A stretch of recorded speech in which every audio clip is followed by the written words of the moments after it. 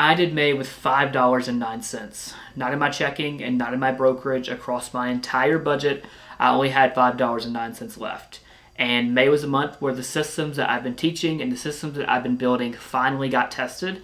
I want to show you where that money went and why I'm not freaking out about losing that much money.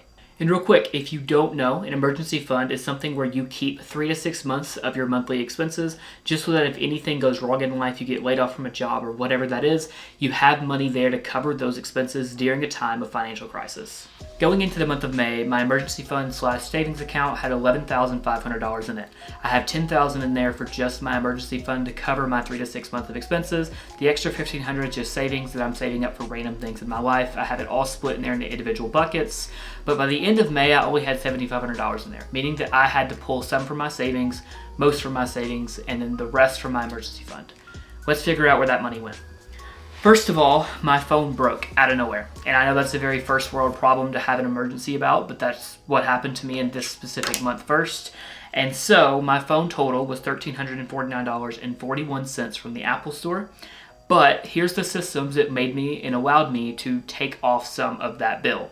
The leftover money that I had from April, that if you watched my April monthly budgeting video, I originally planned to buy a new watch with for my promotion, ended up getting used to take off some of the money off this phone. That was $473.53 off the bill.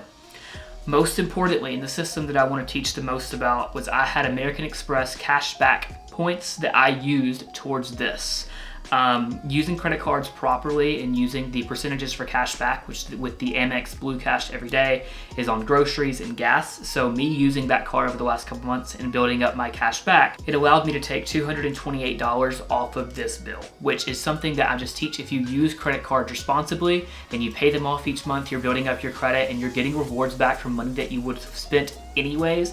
It's a no-brainer, and this is a system right here where I can show you firsthand that it saved me $228, and that money was earned by spending money on things I would have bought anyways. The next thing is you can always trade in your phone with Apple. Mine was in good enough condition. It was an iPhone 12. The port had just broken on it, and I traded that in for $137.19 off of that. So then the total for my phone left over after all of this was $510.69. And now you might ask, that's nowhere near the amount of $4,000 that I had to pull out, but this is where the other side comes in. I bought a ring for my girlfriend, hopefully soon to be fiance. I bought the ring now. I had known that this was coming up for a while now. I just hadn't really done an insane amount of saving yet. Some of that $1,500 was for that. I just hadn't gotten to the number that I needed to get to yet, but it was time to go ahead and buy the ring because the time is coming up. And so I just had to go ahead and buy that. I'm not going to give the exact number on here because she watches the videos sometimes, but the rest of that money went to the ring, which I had some savings for, but just not enough.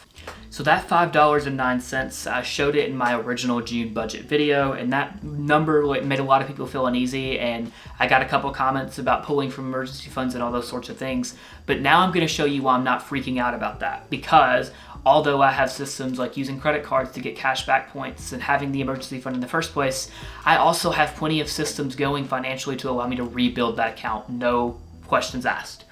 So, like I said, the account currently is sitting at $7,500, and in the month of June, we had $779.29 left over that I didn't have to spend because I'm still adjusting financially because of my promotion. So that money straight back into the account, no questions asked. Also, each month I invest 5% of my money into my individual brokerage, 10% into my Roth, and 15% into my savings. So the savings and the brokerage went straight back into the emergency fund because I wanted to keep building my Roth, because a Roth IRA is an retirement account that you get so much time in the market with compound interest that I did not want to take away the money from that. But something as simple as my savings and my individual brokerage, absolutely I could send those straight back over. So I'm actively rebuilding and I'm cutting back on spending. So everything is going to be going back into funding the emergency fund, because when your emergency fund isn't built, I kind of feel like I'm in financial crisis because I don't have that money to cover a good enough amount of expenses if I were to get laid off from my job.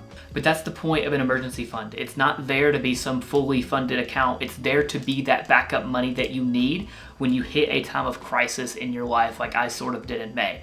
I'm taking this as an opportunity to teach you guys why I use emergency funds the way that I do.